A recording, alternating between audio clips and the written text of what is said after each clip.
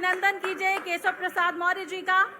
आज इन्होंने अपने कीमती समय निकालकर हमारे साथ वो जुड़ेंगे।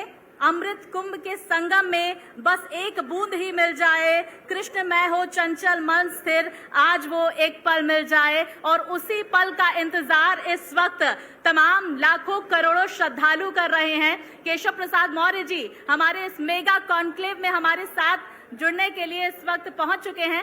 और सबसे पहले मैं हमारे सीएमडी उपेंद्र राय जी को मंच पर आमंत्रित करूंगी, श्री केशव प्रसाद मौर्य जी को भी मंच पर आमंत्रित करूंगी। तालियों की गड़गड़ाहट के साथ स्वागत कीजिए सूबे के उप मुख्यमंत्री केशव प्रसाद मौर्य जी का। सर, केशव जी का आप बुके देकर स्वागत करें, अभिनंदन करें, क्योंकि अपना कीमती समय निकालकर वो हमारे साथ जुड़े हैं और लगातार महाकुंभ पर हमारे साथ महामंथन करेंगे, क्योंकि तमाम श्रोता हैं ऐसे जिनके सवाल है बहुत सारे। क्या कुछ तैयारियां, क्या कुछ आयोजन इस महाकुंभ में किया जा रहा है? भाई जोरदार तालियां तो होनी चाहिए। भीड़ यहाँ पर जुट रही है। देखिए, तालियों की गड़गड़ाहट कम नहीं होनी चाहिए, क्योंकि प्रदेश सरकार ने बहुत मेहनत की है इस महाकुंभ के महाआयोजन के लिए। ऐसे में उनके लिए तालियां तो जरूर बनती है, क्योंकि करोड़ों की आस्था का केंद्र महाकुंभ होने वाला है। प्रवीण, मैं चाहूंगा कि हमारे आदरणीय सीएमडी उपेंद्र राय जी 2 शब्द कहकर स्वागत करें केशव प्रसाद मौर्य। अतिथि देवो भव जो हमारे यहाँ कल्पना है, वेद वाक्य है। तो आज माननीय केशव प्रसाद मौर्य जी, जो उत्तर प्रदेश जैसे विश्व के 7वें बड़े देश कहते हैं उत्तर प्रदेश को, और भारत का सबसे बड़ा राज्य है, उसके उप मुख्यमंत्री हैं। और आपका स्नेह प्रेम भारत एक्सप्रेस के साथ सदैव बना रहा है। आप परिवार की तरह हमें मानते हैं, ये आपका बड़प्पन है। और कह सकते हैं कि जिस तरीके से सशक्त सरकार का नेतृत्व भारतीय जनता पार्टी की सरकार यहाँ दे रही है, उसमें केशव प्रसाद मौर्य जी एक बहुत बड़े स्तंभ हैं। और प्रदेश के विकास में आप अनवरत दिन रात परिश्रम से लगे हुए हैं। और आज बात महाकुंभ की हो रही है, तो इस महाकुंभ के लिए माननीय मुख्यमंत्री जी के नेतृत्व में श्री ब्रजेश पाठक जी और विशेष तौर से श्री केशव प्रसाद मौर्य जी का ये गृह जनपद भी है। तो आज एक तरीके से असली मेजबान कुंभ के यही हैं। और इस कुंभ के महात्म्य पर चर्चा करने के लिए हम यहाँ इकट्ठा हुए हैं। आपका गृह जनपद है, आपका घर है, और आप यहाँ पर समय निकाल कर आए हैं। आज कुंभ के बारे में आपसे जरूर बातचीत होगी। और भारत एक्सप्रेस की टीम श्री प्रवीण तिवारी और स्वाति, आप दोनों लोग इनसे चर्चा करेंगे। और सामने बैठ के मैं भी एक आध सवाल जरूर आपसे पूछूंगा।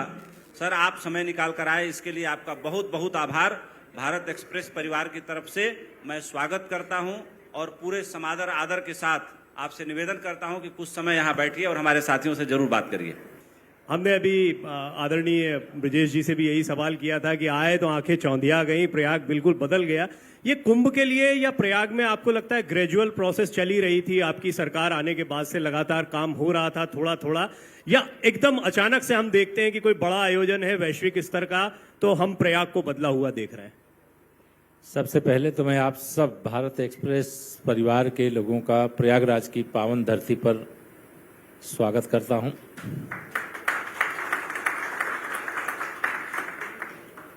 विकास तो इससे संपूर्ण भारत का हो रहा है, संपूर्ण उत्तर प्रदेश का हो रहा है।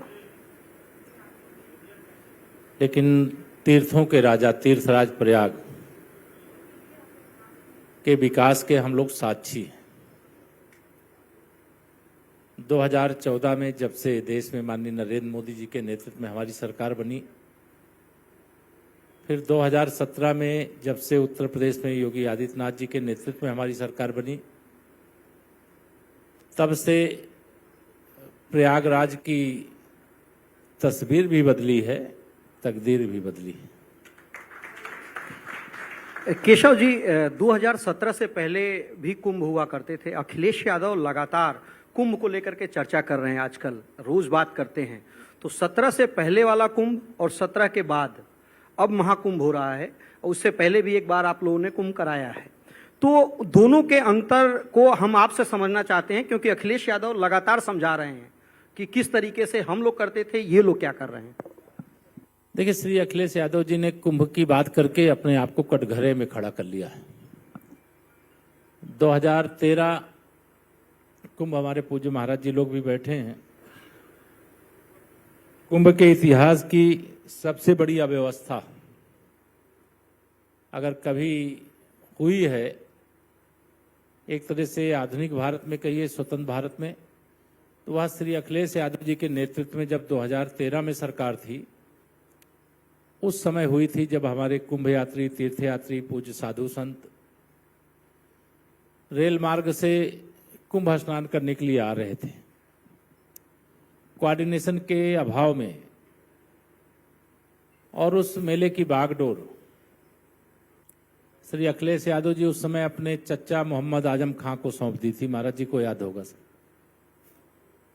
और जब यहाँ कुंभ के मुख्य स्नान पर्व होने वाले थे, उस समय वो जवाहर विश्वविद्यालय के लिए पैसा जुटाने में लगे थे और कुंभ को अव्यवस्थित अवस्था में संपन्न होने के लिए छोड़ दिया गया था। लेकिन जब 2017 में हमारी सरकार बनी तो सबसे पहले यहाँ हर वर्ष माघ मेला भी होता है। जो माघ मेले का बजट था उसको हम लोगों ने दुगना नहीं तिगुना कर दिया और फिर 2019 का अर्धकुंभ उसकी तैयारी शुरू की और 2019 के अर्धकुंभ में जो मेला क्षेत्र से लेकर के नगर क्षेत्र का विकास हुआ, उससे प्रयागवासी काफी संतुष्ट थे। लेकिन मुझे लगा कि अभी और बहुत कुछ बाकी है करना।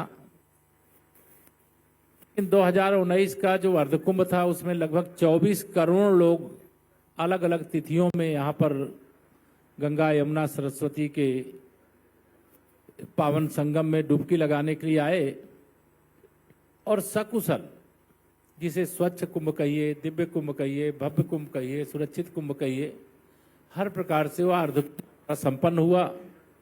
देश और दुनिया से जो लोग आए, कोई भी कुंभ मेले की व्यवस्था पर सवाल नहीं उठाए। हमारे पूज्य साधु संत इस बात को आप जब बात करेंगे तो ध्यान में आएगा कि सपा की सरकार के समय तो गंगा मैया का जल भी आचमन योग्य नहीं होता था।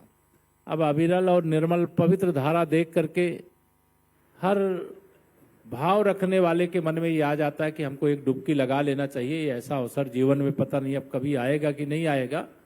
तो आज एक माहौल बदला हुआ है, व्यवस्था सब अच्छी हुई है, मेला क्षेत्र का विस्तार हुआ है और हर देश के अंदर, हमारे देश के अंदर ही नहीं, प्रदेश के अंदर ही नहीं, दुनिया के कई देशों के अंदर लोग तैयारी कर रहे हैं कुंभ स्नान के लिए आने की। मुझे बहुत अच्छी बात जो लगी आदरणीय उप मुख्यमंत्री जी, वो ये लगी कि आमतौर पर हम देखते हैं जब फुटफॉल बढ़ता है या लोग आते हैं तो एक घबराहट पैदा होती है, इतने लोग आ जाएंगे तो क्या होगा। लेकिन आप लोग तो और एनकरेज कर रहे हैं, 40 करोड़ के पार का आंकड़ा पहले से रख दिया गया है। तो ये कॉन्फिडेंस कैसे आया, ये तैयारियां, मतलब किस हिसाब से आपने सोचा कि नहीं ज्यादा से ज्यादा दुनिया भर से लोग आ जाएं इस बार तो भी हम तैयार हैं, कैसे किया? देखिए, यह तैयारी एक दिन में नहीं होती है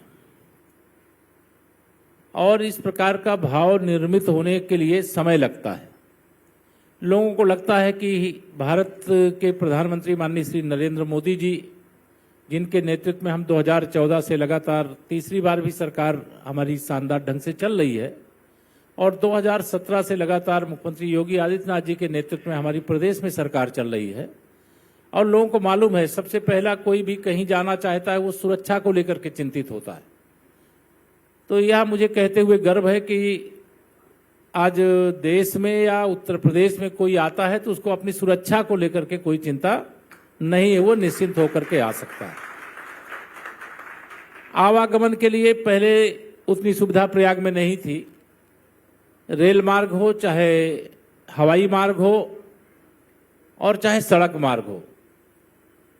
आप भी जानते होंगे, कुछ अगर आपके पास पुराने वीडियोज होंगे, पिक्चर होंगी तो ध्यान में आएगा 2014 से पहले इन मार्गों से आना जाना मुश्किल था। लोग किसी तरीके से कहते थे कि अगर किसी को प्रयागराज से कानपुर जाना है या बनारस जाना है तो कोई ट्रेन से चला जाए।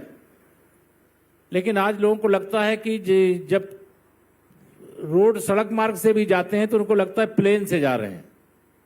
ये अंतर आया है, मतलब हमारी सुशासन वाली, विकास वाली सरकार के कारण। इसलिए एक माहौल बना है कि हम किसी भी रास्ते से आएंगे। कोई अगर प्रयागराज में अब हमारा हवाई अड्डा काफ़ी विस्तार कर दिया गया है। अयोध्या में भी, लखनऊ में भी, वाराणसी में भी 4-4 हवाई अड्डे प्रयाग को जोड़ने वाले सड़क मार्ग से भी हैं। तो इसके कारण से लोगों का भरोसा है और लोग आवे, हम उनको आमंत्रित भी करते हैं और उनका स्वागत करने के लिए, क्योंकि प्रयाग का संस्कार अतिथि देवो भव का है। आपने जो एरोप्लेन वाली बात कही, हम तो आए वंदे भारत से हैं टीम, तो वही एकदम आनंद आया कि हम जो है प्लेन जो है वो पटरी पर दौड़ रहा है और इसमें कोई दो राय नहीं कि कनेक्टिविटी बहुत अच्छी हुई है। लेकिन आपने बिल्कुल ठीक कहा, मुझे तो अवसर मिला इलेक्शन कवर करने के लिए, कई बार पहले भी प्रयाग आने का बहुत अवसर मिला है और उसमें हम बहुत परिवर्तन देखते हैं। ये परिवर्तन करते हुए इलाहाबाद की अपनी जो एक वास्तुशिल्प है, उसका एक जो स्थापत्य है वो भी बरकरार रहे, बहुत बड़ी चुनौती है। क्योंकि पुराने इलाहाबाद को जानने वाले तो चाहते हैं कि वही होना चाहिए, बहुत चकाचौंध नहीं चाहिए, नहीं तो बड़ा शहर और छोटा शहर क्या फर्क रह जाएगा। आप क्योंकि इस शहर को बहुत अच्छे से करीब से जानते हैं, इस विषय पर आपकी राय जरूर रखें। देखिए, हम लोगों के मन में सदा ये रहता था कि जब हम लोग देश के किसी प्रदेश में जाते थे और वहाँ के मुख्य शहरों में जाते थे या देश के बाहर भी कई बार जाने का मौका मिलता था, तो वहाँ का स्वरूप देख करके हमको लगता था कि प्रयागराज का वैसा स्वरूप क्यों नहीं है। तीर्थ बहुत हैं, लेकिन तीर्थों का राजा तो एक ही है, प्रयागराज। और प्रयागराज के अंदर जहाँ सड़कों का पहले चौड़ीकरण नहीं था, जो लोग पहले प्रयाग आते रहे होंगे तब, मतलब आज से 10 साल पहले का प्रयागराज और आज का प्रयागराज, मैं ये कह सकता हूँ जमीन और आसमान का अंतर है। और जो आपने प्रयागराज की जो धरोहर हैं, जिनके कारण प्रयागराज की महिमा, गंगा यमुना सरस्वती का जो संगम है, त्रिवेणी है, वो तो प्राकृतिक है, हम लोगों को युगों से वो प्राप्त है। समुद्र मंथन के समय से इसका हमारे धर्म ग्रंथों में, हमारे पूज्य संतों के श्रीमुख से आप सुनेंगे तो वो पता चलेगा आपको कि कुंभ के कलश के लेकर के, जब अमृत कलश लेकर के देवताओं और दानवों में समुद्र मंथन के बाद अमृत कलश मिला, तो उसको लेकर के कुछ आपस में जंग हुई और जंग में कुछ अमृत की बूंदें प्रयागराज में भी छिड़क गिरी हैं। ऐसी मान्यता के क्रम में ये कुंभ होता है। तो आज हम ये कह सकते हैं कि जब आप प्रयागराज में आते हैं तो प्रयागराज के इस कुंभ की व्यवस्था कहने के लिए हमारी डबल इंजन सरकार तो देखने के लिए करती है, लेकिन इसकी व्यवस्था यहाँ प्रयागराज में वेणी माधव भगवान यहाँ के प्रधान देवता माने जाते हैं, वो करते हैं। वैसे यहाँ 12 माधव हैं, तो आज उन सब का हम लोगों ने विकास किया है। आप 12 माधव के दर्शन कर सकते हैं, उनको आप अपने चैनल के माध्यम से देश और दुनिया को दिखा सकते हैं। दूसरा, यहाँ सबसे बड़ी महिमा अक्षय वट की भी मानी जाती है। अब अक्षय वट पहले लोग दर्शन नहीं कर पाते थे, लेकिन देश में माननीय नरेंद्र मोदी जी के नेतृत्व में सरकार बनने के बाद आज यह संभव है कि साधारण जो हमारे कुंभ यात्री हैं, वह भी अगर अक्षय वट के दर्शन करना चाहते हैं तो दर्शन के लिए वहां जा पाते हैं, जाते हैं। रोज लाखों लोग अभी वहां दर्शन कर रहे हैं। प्रयागराज की महिमा लेटे हुए हनुमान जी से भी होती है।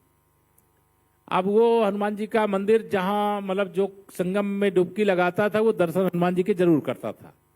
अब वहां एक बड़ी संख्या में लोग आते थे, कोई व्यवस्था नहीं थी। आज वहां भी एक भव्य कॉरिडोर बन गया है। अगर अब लगभग 1 लाख लोग आवें तो आराम से वहाँ दर्शन करके आराम से बाहर जा सकते हैं। ये एक बदल आया है। आगे शंकर विमान मंडपम मंदिर सबको दिखाई देता है। उससे आगे हम लोगों ने जो रिवर फ्रंट, गंगा जी के किनारे किनारे जो मार्ग बनाया है, उसमें आप जाएंगे तो आदि गणेश भगवान का मंदिर भी है। उससे आगे जाएंगे तो फिर दशाश्वमेध, यानी प्रयाग का नाम ही इसीलिए बताते हैं पड़ा है कि यहाँ ब्रह्मा जी ने इस धरती पर जो पहला यज्ञ किया था प्रयाग, तो प्रयाग में किया, इसलिए प्रयाग नाम है। उससे आगे आप जाइए तो भगवान नाग वासुकी जी का मंदिर है। ऐसे तमाम मैं गिनाऊंगा, आलोप शंकरी माता का मंदिर है। यहाँ बहुत सारे हमारे अखाड़ों के स्थान हैं। सबका जितना अधिक से अधिक हम लोग विकास कर सकते थे वो विकास किए हैं, और विकास करके आज ये हम बहुत अच्छे से कह सकते हैं कि जो लोगों ने चाहा था वो लगभग अपनी आंखों से देख रहे हैं। लेकिन मैं अपनी आंखों से जब देखता हूं तो मैं तो यही कहता हूं प्रयाग वालों से कि अभी तो ये झांकी है, पूरी पिक्चर बाकी है। केशव जी, आमंत्रण को लेकर के आपने कहा कि हम लोग बुला रहे हैं, और देखा गया योगी जी दिल्ली भी गए थे। सवाल खड़ा कर रहा है, कह रहा है कि कुंभ में बुलाने की क्या जरूरत है। तो क्या लगता है कि वो लोग को कोई विकल्प नहीं मिल रहा है कुछ बोलने के लिए, या वास्तव में वो लोग लगातार आप पे प्रहार कर रहे हैं इस आमंत्रण को लेकर के, इस कुंभ को लेकर के? मैं भारत एक्सप्रेस के माध्यम से मैं पूछना चाहता हूं, विपक्ष के उन नेताओं के पेट में दर्द क्यों हो रहा है? अगर उनको दर्द हो रहा है, किसी अच्छे डॉक्टर के पास जाएं, दवा ले लें। अरे ये प्रतीकात्मक आमंत्रण होता है। कुंभ की चर्चा अगर देश और दुनिया में आज हो रही है तो इससे उनको परेशानी क्यों हो रही है? उनको भी हम निमंत्रित करते हैं, वह भी आवे प्रयागराज के कुंभ में, यहां आकर के डुबकी लगावें। ये जो बहुत गंदे विचार हैं वो सब उसी में धुल जाएंगे और सही रास्ते पे चलने लगेंगे। यद्यपि जब से भारतीय जनता पार्टी देश और प्रदेश में आई है, तब से मैं यह देख रहा हूं कि यह सब गंगा यमुना सरस्वती के इस संगम में भी डुबकी लगाने के लिए विवश हैं, मंदिरों में माथा टेकने के लिए भी विवश हैं, और सबका साथ सबका विकास दूसरी भाषा में कहने के लिए विवश हैं। अरे सपा है, कांग्रेस गई, अब उसका कोई भविष्य नहीं है। आप कुछ पूछना चाह रहे थे? केशव जी, खासतौर से जब विपक्ष की बात हो रही है तो उसके अलावा भी लोग हैं जो कुंभ को लेकर के, अभी एक बयान आपने देखा होगा, उन्होंने कहा कि जहां कुंभ जो 25 सेक्टर बनाए हैं आप, जहां पे संगम पे स्नान करने लोग आ रहे हैं, वो वक्फ की जमीन है, और आप लोग उसको लेकर के खासतौर से गलत सरकार काम कर रही है। तो इस तरीके के बयान को कैसे देखते हैं आप? मैं इस तरह का बयान एक लाइन में अगर मैं कहूं कि ये सस्ती लोकप्रियता, मतलब लोग उनको सुने या उनको जाने, उनको लेकर के आप भारत एक्सप्रेस के इस प्लेटफॉर्म पे चर्चा करें, इसलिए इस प्रकार की बात करते हैं। अरे जब इस्लाम नहीं पैदा हुआ तो उससे पहले से कुंभ हो रहा है। अब इस प्रकार का बयान देकर के वो क्या कहना चाहते हैं? कुंभ बाद में आया कि इस्लाम पहले आया? वो जो मुल्ला मौलवी ऐसा बोलते हैं उनसे ये सवाल कर लीजिए। अखिलेश और राहुल ये लोग समर्थन भी कर रहे हैं उन लोगों का, जो समर्थन कर रहे हैं वो तुष्टीकरण की राजनीति कर रहे हैं, इसलिए पाताल की ओर जा रहे हैं। भाजपा आकाश की ओर जा रही है, कमल खिल रहा है। ये राजनीति का महात्म्य भी यहाँ पर जो है थोड़ा थोड़ा महाकुंभ के महात्म्य के साथ सामने आ रहा है। अच्छा केशव जी, एक सवाल हम बार बार इसलिए भी रख रहे हैं क्योंकि ये कॉन्क्लेव में चाहता हूं, कुंभ के जो 2 महत्वपूर्ण दिन अभी आ रहे हैं, फिर आने वाले दिन तो बहुत महत्वपूर्ण हैं ही, और मैं देख रहा हूं कि लोग यहाँ पर जुट भी चुके हैं। उन लोगों को आप थोड़ा संबोधित करें जिनके मन में थोड़ा भी संशय हो कि बहुत भीड़ हो जाएगी, पैर रखने की जगह नहीं होगी, हमें परेशानी तो नहीं होगी, एंट्री मिलेगी नहीं मिलेगी। मैं भारत एक्सप्रेस के माध्यम से आपको भी बताना चाहता हूं, और देश और प्रदेश और जो विदेश में भी लोग हैं उनको भी बताना चाहता हूं, वो जानते भी हैं कि कोई अव्यवस्था नहीं होगी। यहाँ के प्रधान देवता भगवान वेणी माधव जी हैं, और डबल इंजन की सरकार हर क्षण हर तीर्थयात्री के साथ खड़ी है। सुरक्षा की 7 चक्र की व्यवस्था है, चाहे वह सड़क मार्ग से आ रहे हैं, चाहे रेल मार्ग से आ रहे हैं, चाहे हवाई मार्ग से आ रहे हैं, चाहे वो जाकर डुबकी लगा रहे हैं, तो अगर जल के नीचे भी उनको कोई परेशानी होती तो उनकी परेशानी दूर करने के लिए, यहाँ भक्तों की सेवा करने के लिए, यहाँ किस भाव से लोग आ रहे हैं आप समझ सकते हैं कि इससे कितनी आर्थिक उन्नति होने वाली है। धार्मिक संतुष्टि तो है ही, समरसता का कुंभ है ही, एकता का कुंभ है ही, लेकिन इससे कितनी बड़ी अर्थव्यवस्था में ताकत आने वाली। 2 लाख करोड़ का अनुमान है कि लगभग इस कुंभ के माध्यम से अर्थव्यवस्था में उछाल आएगा, जहां 40 से 50 करोड़ लोग आएंगे। वह एक अपने आप में ऐतिहासिक उपलब्धि है, और लोग आश्वस्त भी हैं। लेकिन फिर भी मैं, आप चूंकि सवाल किए हैं, इस सवाल के जवाब में यह जरूर मैं कहना चाहता हूं, निश्चिंत होकर के आइए, प्रयाग आपकी सेवा के लिए, आपके स्वागत के लिए, आपको कुंभ में स्नान कराने के लिए तैयार बैठे। अच्छा, यहाँ पे रजिस्ट्रेशन या ऐसी कोई परेशानी, कोई दिक्कत नहीं होगी? कोई दिक्कत नहीं होगी, किसी प्रकार की दिक्कत नहीं होगी। जो दिक्कत होगी वह यहाँ दूर हो जाएगी। चलिए, हमारे साथ में हमारे आदरणीय सीएमडी उपेंद्र राय जी भी मौजूद हैं, तो मैं चाहूंगा कुछ सवाल जो हैं वो आपसे अवश्य पूछना चाहेंगे जो हमारी तरफ से रह जाते हैं। तो कुछ सवाल उपेंद्र जी के। सबसे पहले एक बार पुनः केशव प्रसाद मौर्य जी का स्वागत। यहाँ पे जैसे इन लोगों ने सवाल किया था, इससे पहले ब्रजेश पाठक जी आए थे, तो वो बात मैंने भी महसूस किया कि जैसे मेरे पास भी कम से कम बाहर से आने वाले 15 लोगों का दर्ज है जिनको मुझे दर्शन कराना है, व्यवस्था करनी है। तो एक विज्ञापन या एक प्रचार ऐसा होना चाहिए कि चूंकि 40 करोड़ लोगों के रहने की व्यवस्था की गई है, टेंट सिटी बनाई गई है, पूरा जो है कुंभ परिक्षेत्र का कायाकल्प किया गया है, उत्तर प्रदेश सरकार, मैं मानता हूं कि देश की नंबर 1 सरकार है जो अपनी योजनाओं का प्रचार प्रसार बहुत ही अच्छे से कर रही है। लेकिन पर्टिकुलर कुंभ में एक बात का प्रचार प्रसार मुझे लग रहा है कहीं ना कहीं मिसिंग है। मैं खुद मीडिया पर्सन हूं, सोशल मीडिया के जरिए किया गया है, लेकिन मेन स्ट्रीम मीडिया के जरिए और आउटडोर होर्डिंग्स के जरिए और सोशल मीडिया के जरिए ये लोगों को और ज़्यादा बताने और शिक्षित करने की ज़रूरत है कि यहाँ पे इतने लाख लोगों की, इतने करोड़ लोगों की रहने की व्यवस्था ऑलरेडी की गई है। आपको किसी से पूछने की, मदद मांगने की ज़रूरत नहीं है। आप थोड़ा सा अपना कंप्यूटर खोलिए, थोड़ा सा अपना फ़ोन खोलिए और आप अपनी बुकिंग सुरक्षित करिए, जाइए, दिखाइए, रहिए। तो ये थोड़ा सा कहीं ना कहीं मुझे लग रहा है कि थोड़ा सा कमी है इस प्रचार में। मैं उपेंद्र जी आपके सुझाव का स्वागत भी करता हूं, लेकिन इस कुंभ को हम लोगों ने इसीलिए डिजिटल कुंभ किया है। जी, जैसा आपने कहा कि अपना मोबाइल खोलिए, अपना लैपटॉप खोलिए, अपना कंप्यूटर खोलिए, तो प्रयागराज महाकुंभ 2025 की दुनिया आपको दिख जाएगी। यहाँ सरकार की ओर से जितनी व्यवस्था है वो तो है ही, लेकिन जितने भी मेला क्षेत्र के अंदर कैंप लगे हुए हैं, वह सारे कैंप इसी बात के लिए लगे हुए हैं, हमारे जितने अखाड़ों के, हमारे संतों के, हमारे बहुत बड़े बड़े आचार्यों के जो स्थान यहाँ हैं, वहाँ पर भी कई कई हजार लोगों के ठहरने की व्यवस्था है। बिल्कुल। लेकिन सरकार की ओर से भी हम लोगों ने मेला क्षेत्र में पर्याप्त व्यवस्था की है। अगर कोई आना चाहता है तो डिजिटल कुंभ है, आप कुंभ मेला सर्च करिए और आप जो चीज़ देखना चाहते हैं कि आपको कैसे यहाँ रुकने की व्यवस्था होगी, वह भी व्यवस्था यहाँ पर है।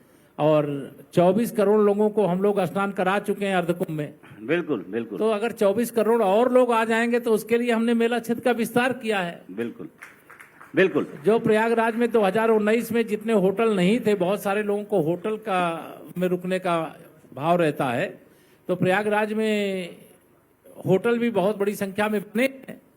लेकिन यहाँ एक परंपरा है प्रयागराज के इस मेला की, कल्पवास की। जी, वहीं रहते लेकिन हैं बहुत सारे लोग 1 महीने का कल्पवास नहीं कर पाते, तो अल्पवास करें, 1 ही दिन आकर के रुकें। अच्छा, टेंट सिटी के बारे में बताइए।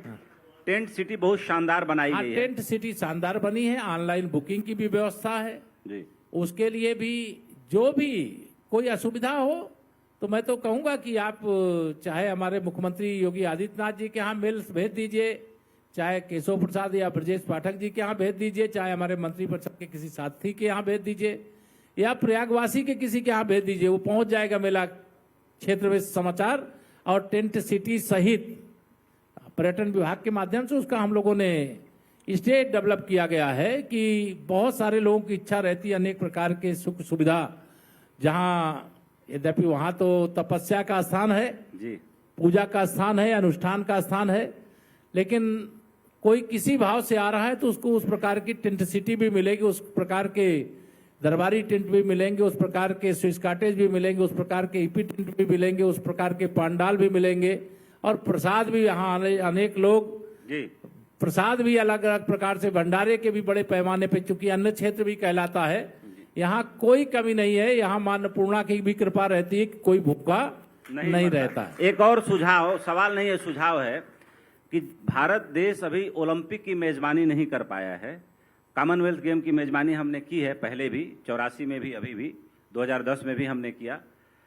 तो कहीं भी जब ओलंपिक होता है तो करोड़ 2 करोड़ के बीच की ही संख्या रहती है आने वाले लोगों की, खिलाड़ियों की, डेलीगेट्स की।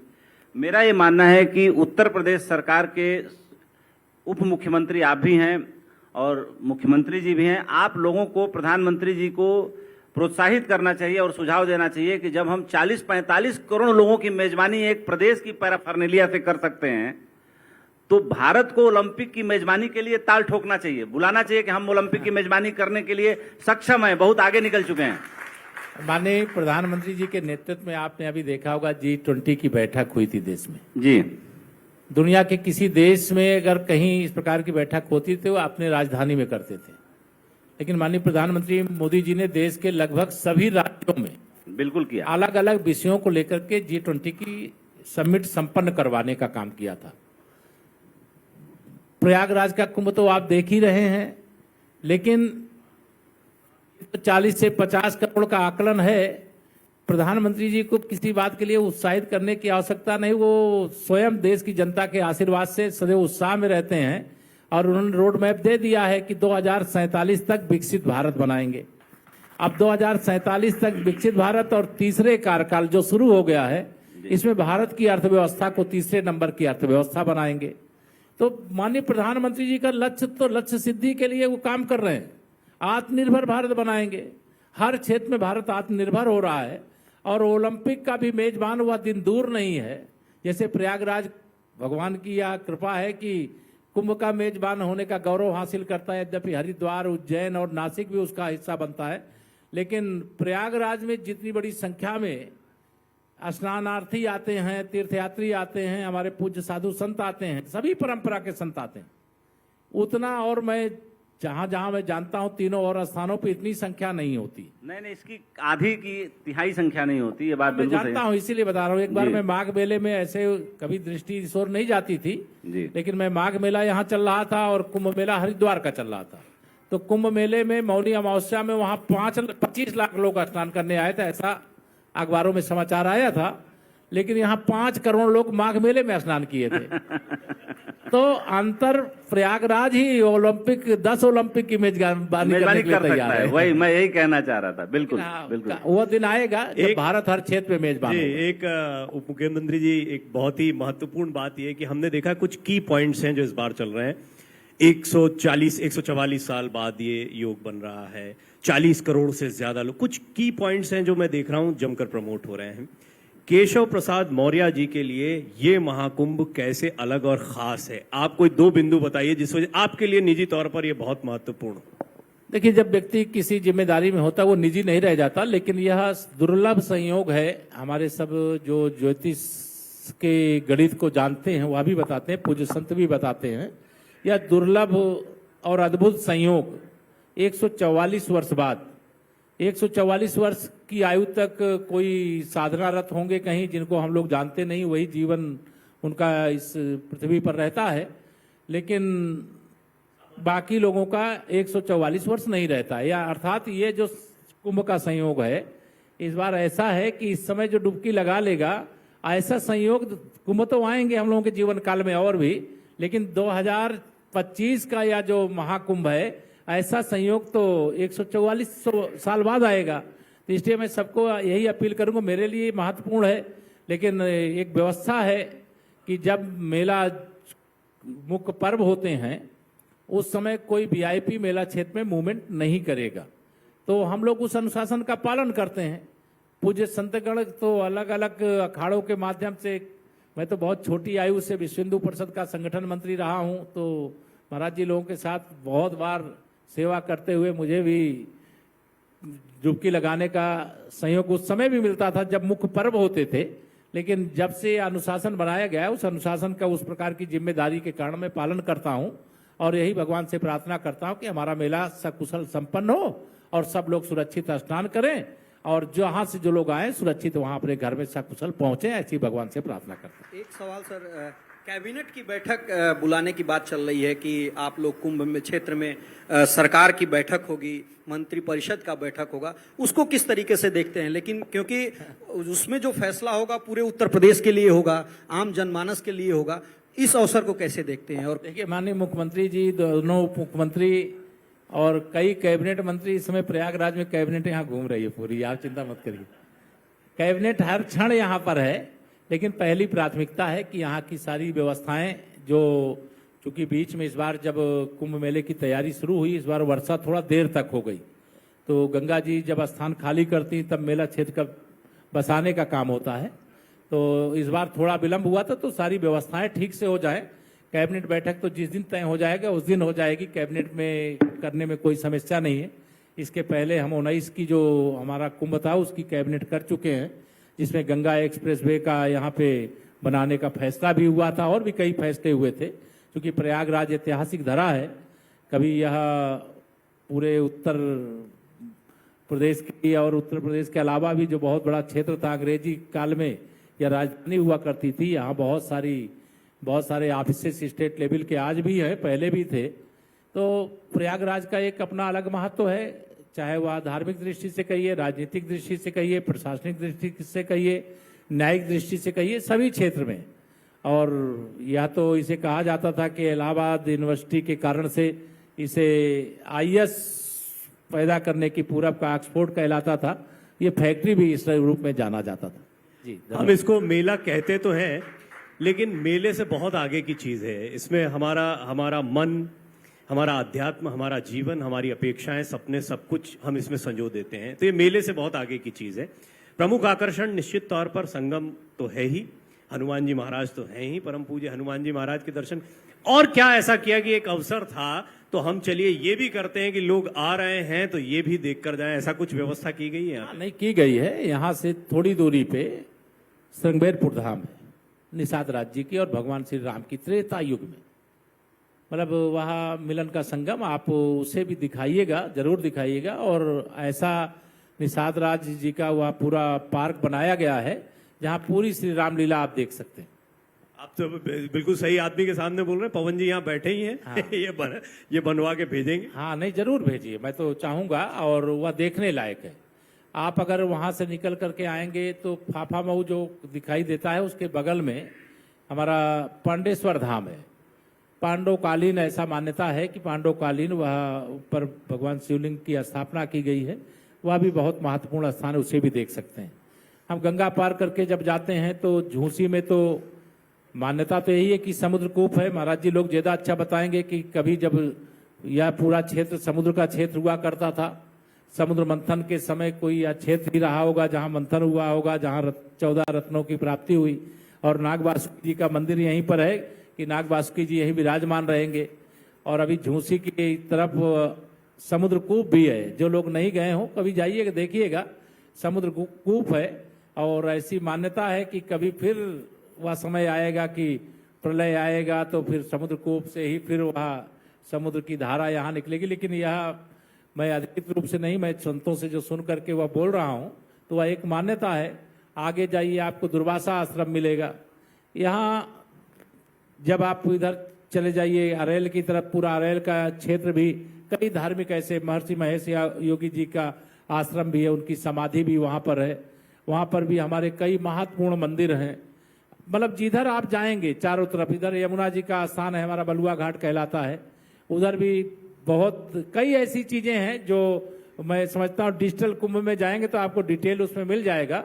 लेकिन हम लोगों का प्रयास यही है कि प्रयाग जो आवे, जैसे कोई अयोध्या जाए या काशी जाए, प्रयाग आए, विंध्याचल धाम जाए, चित्रकूट धाम जाए, तो कम से कम एक सप्ताह वो रुक सके और देखने लायक उसको कुछ यहाँ पर मिले। क्योंकि आज दो प्रकार के लोग आते हैं। एक तो बड़े बुजुर्ग आते हैं तो धार्मिक शुद्ध रूप से धार्मिक भावना लेकर के आते हैं कि हम गंगा जी में डुबकी लगाएंगे, पूज्य साधु संतों के और मंदिरों के दर्शन करेंगे, चले जाएंगे। एक युवा पीढ़ी है, कुछ वो देखना चाहती है कि हमारे पुरखों ने क्या करके दिया है और उसको कैसे हम संजोएं और उसको कैसे आगे बढ़ाएं। तो यह प्रयास है कि प्रयाग में जो आए कम से कम एक सप्ताह, अभी तो कुंभ मेला जब तक है, एक सप्ताह में पूरा कुंभ मेला कोई घूम नहीं पाएगा। अगर सभी वो पंडालों में जाना चाहे, सभी अखाड़ों में जाना चाहे, सभी संतों के दर्शन पाना चाहे, तो एक सप्ताह कम पड़ेगा। बिल्कुल बिल्कुल, ठीक है, पूरा महीने भर यहाँ अगर रहेंगे तभी पता चलेगा।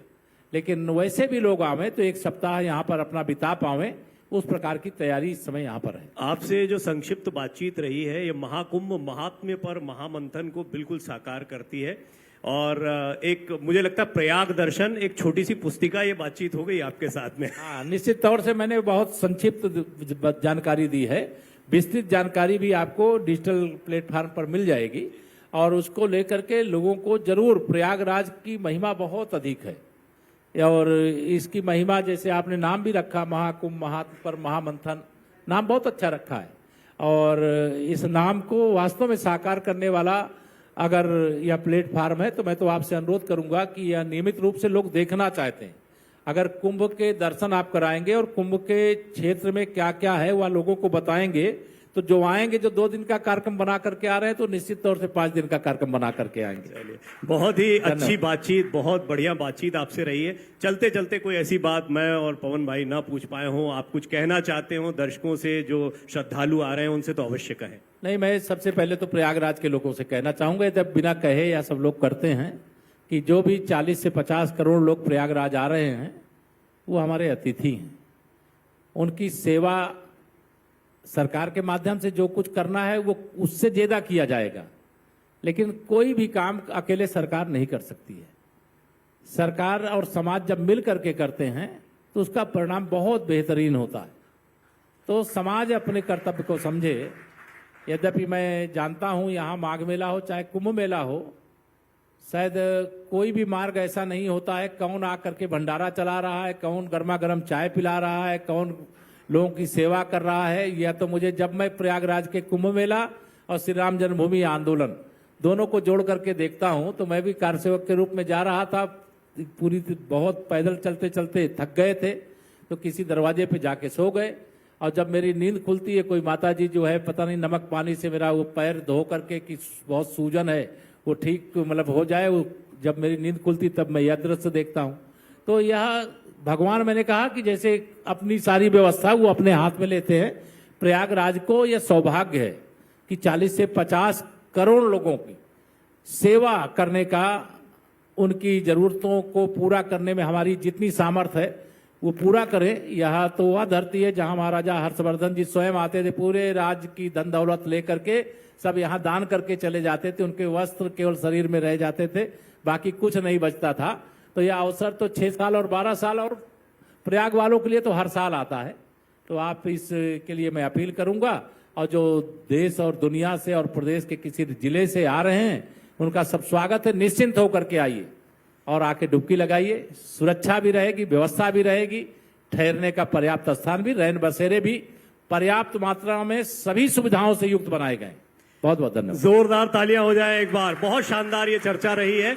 अब मैं भारत एक्सप्रेस के सीएमडी आदरणीय उपेंद्र राय जी से निवेदन करूंगा वो मंच पर आए और एक स्मृति चिन्ह वो अवश्य भेंट करें। मैं साथ ही साथ group managing editor Radheshyam Rai ji का भी आह्वान करता हूं कि वो भी मंच पर आए।